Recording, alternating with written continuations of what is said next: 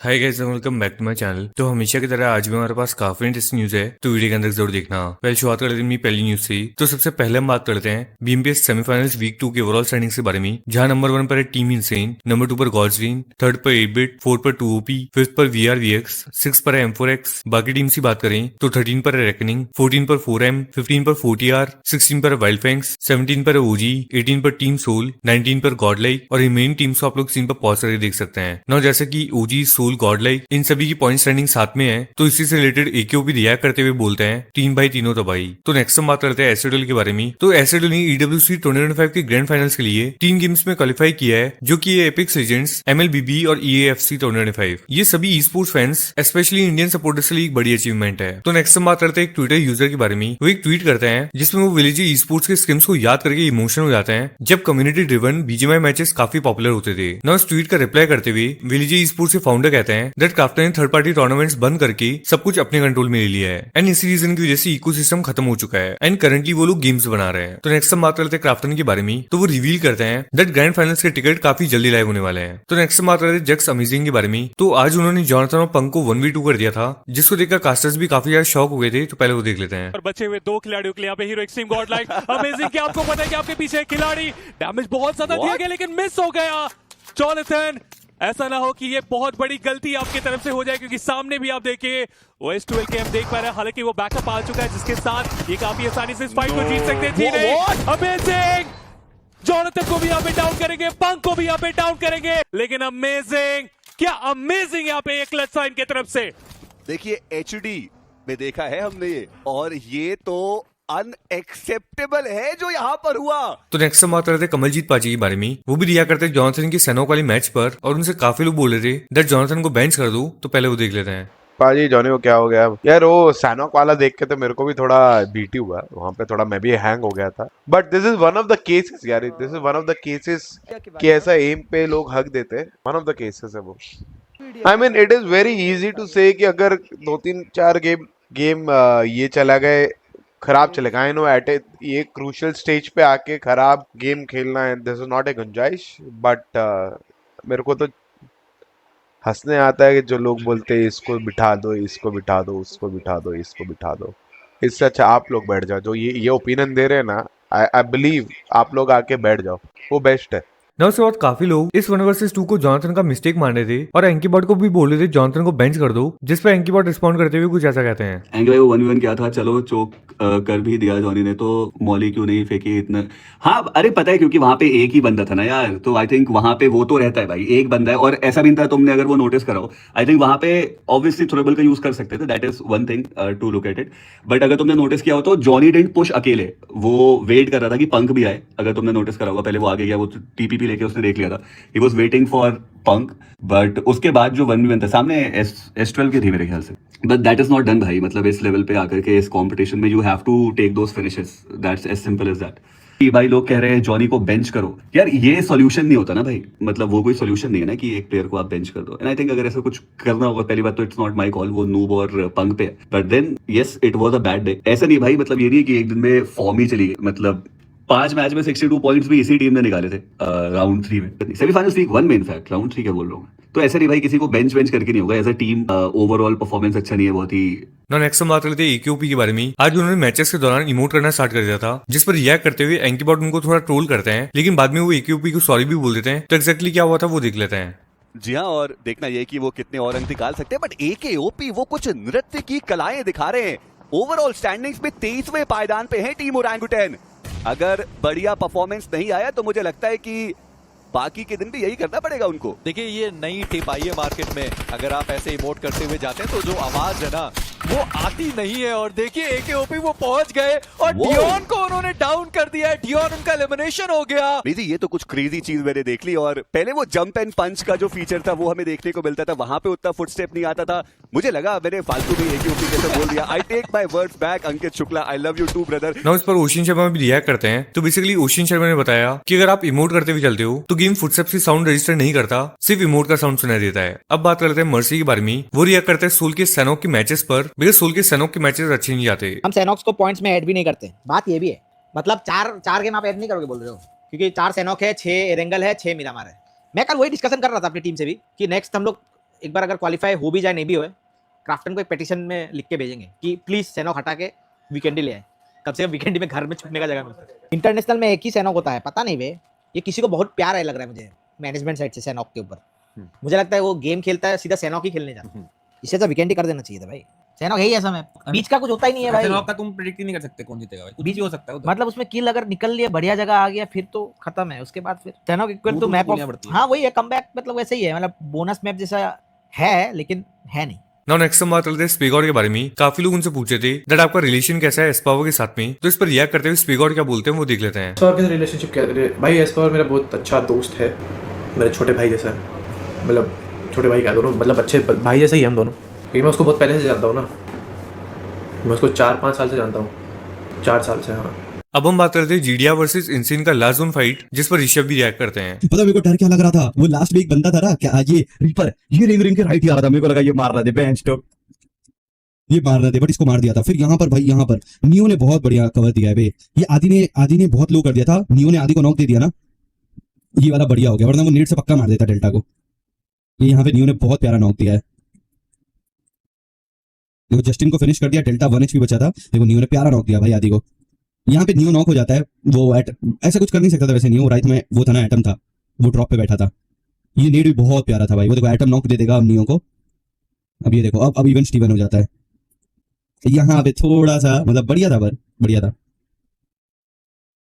कोई बात नहीं, जी एक HP बचा था बे, 1 HP बचा था, बट बढ़िया खेला। मेन तो वो है कि पॉइंट्स टेबल में अच्छा लीड ले लिया, बढ़िया है। तो नेक्स्ट हम फिर से बात करते हैं एंकीबॉट के बारे में। उनसे काफी लोग बोल रहे थे सिम को चांस दो आगे के मैचेस के लिए, जिस पर एंकीबॉट ने रिस्पॉन्ड करते हुए कुछ ऐसा कहा। प्लीज ट्राई वंस भाई। आई डोंट थिंक कि लाइनअप में यहाँ पे अभी कोई चेंज होगा, और मुझे लगता नहीं कि होना चाहिए भी, ये मेरा पर्सनल ओपिनियन है। May be a lot of people might not align with that, but I genuinely feel कि जो अभी प्लेइंग 4 खेल रहे उसमें कोई चेंजेस कर, ऐसा हड़बड़ी में बिना बात के कोई चेंज करने की नीड नहीं है। Simp is a great player, we all know that, but point ये है कि भाई अभी जो प्रेशर में, जो सिचुएशन में ये 4 प्लेयर्स खेल के आ रहे हैं, एक साथ खेल करके आ रहे हैं, obviously it will take some time, भी नहीं कह सकता भाई अब तो लास्ट के 3 दिन ही है, बट स्टिल वो कोऑर्डिनेशन फिर तुम अब एक कुछ नया कर दो उसमें कुछ और, फिर चीजें साउथ जाए। तो जितना मेरे को लगता है, आई डोंट थिंक कि लाइक अगर मैं होता आईजीएल तो मैं तो आई डोंट थिंक कि मैं इस स्टेज पे जाकर के वो चेंज करता लास्ट के 3 दिन के लिए। और सिम के प्लेइंग 4 में चांस मिलने से रिलेटेड फिक्सेस भी एक ट्वीट शेयर करते हुए बोलते हैं सिम को एक और चांस मिलना चाहिए, रिस्क हो सकता है लेकिन जब भी उसे मौका मिला है उसने परफॉर्म किया है। नाउ नेक्स्ट बात करते हैं लेजेंड के बारे में। कल के क्लासिक के मैचेस में उन्होंने एक नीड किया था जिसको देखकर ऑडियंस शॉक हो गई थी, और उनके टीममेट्स भी उनको थोड़ा ट्रोल किए थे उस नीड की वजह से। तो पहले वो देख लेते हैं। सरप्राइज हो जाओ, देख के डालिए इधर छोटे करते क्रॉस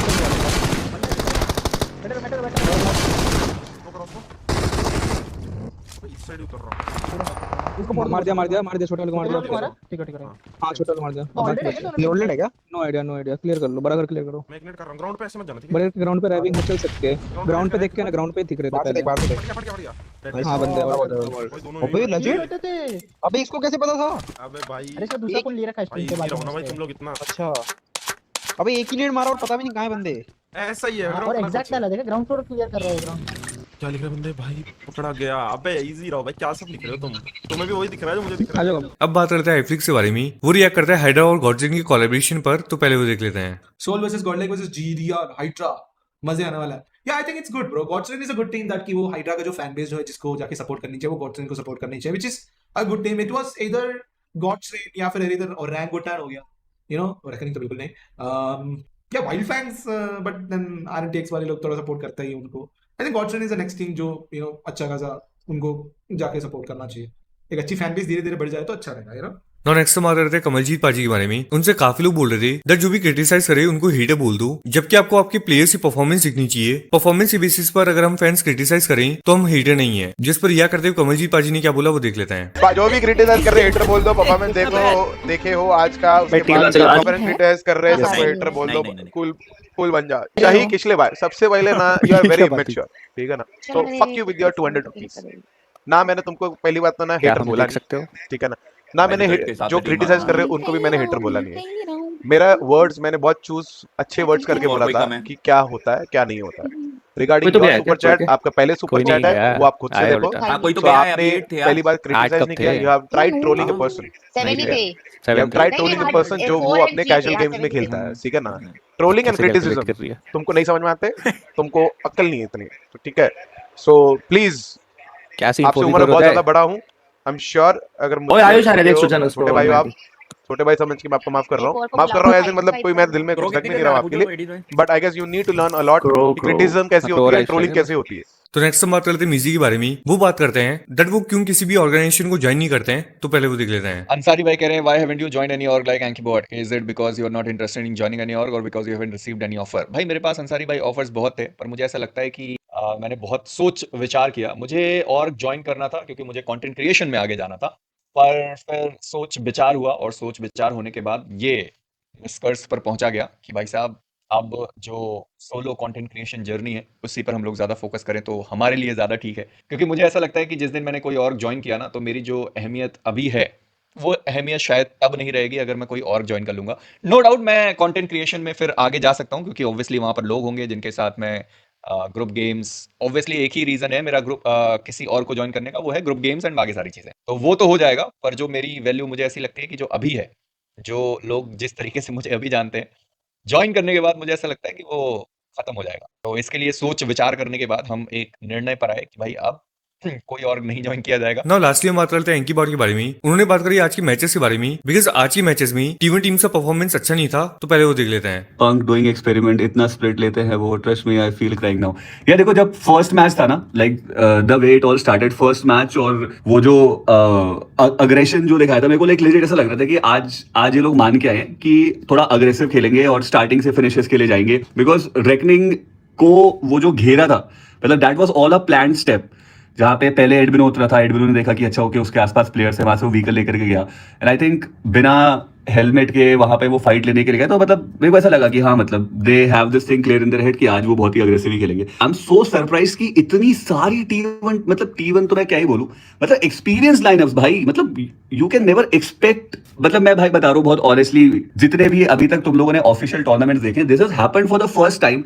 कि इतनी सारी एक्सपीरियंस लाइनअप्स डे 1 पे सब चोक लाइक लेट इट चोक भाई फाइट में ऐसे जा रहे भाई मतलब कोई कम्युनिकेशन नहीं कोई कोऑर्डिनेशन नहीं कुछ टीम्स ने जो खेला है भाई वॉल्केनो को देखो भाई मतलब क्या खेला भाई वैसा हो गया मतलब प्रो सीरीज में ऐसा semifinals week 1 was like very unpredictable और फिर आज तो जो हुआ भाई ये तो मैं मान के चल रहा हूँ कि जो है एक्सपीरियंस लाइनअप्स वो कल फॉर श्योर कम बैक करेंगे मतलब 50-50 है मतलब ऐसे बहुत ही ब्रॉडली देखा जाए तो बट आई जेन्युइनली फील कि कल जो एक्सपीरियंस लाइनअप है वो कम बैक करेगी top 5 teams BGIS grand finals की वो सेमीफाइनल्स वीक 2 खेल रही है टॉप 5 टीम्स तो मेरे को ये तो पता था कि हाँ मे बी मतलब यहाँ से it will be like a bounce back for them maybe they needed that mirror कि नहीं भाई कॉम्पिटिशन कुछ ज्यादा ही क्रेजी है you need to buckle up but the way day 1 started भाई no one expected it to be like that जो experience teams है ना उनको मतलब ये भी शायद लगा होगा भाई कि यहाँ पे बहुत इजीली मतलब इजी लॉबी रहेगी और इजीली वो डोमिनेट कर लेंगे मेरे को ऐसा भी लगा भाई कुछ जगहों पे मेरे को बहुत ओवर कॉन्फिडेंट भी दिखे ये जो एक्सपीरियंस टीम्स जिनको हम कहते हैं